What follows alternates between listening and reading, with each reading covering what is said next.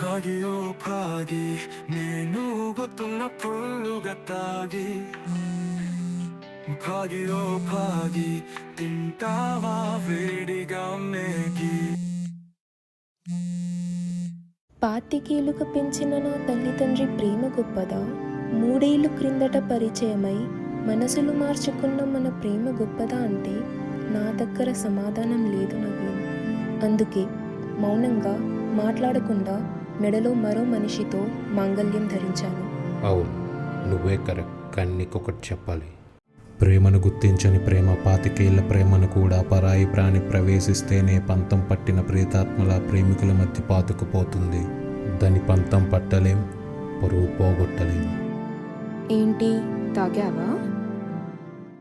అవును, ఈరోజే ప్రేమ అనే పదానికి అర్థం తెలిసింది. ప్రే అంటే ప్రేమించినోడిని, మా అంటే మర్చిపో, ప్రేమించినోడిని మర్చిపో. వా, అందుకే తాగాను. నవీన్, ఒకసారి నేను చెప్పేది విను.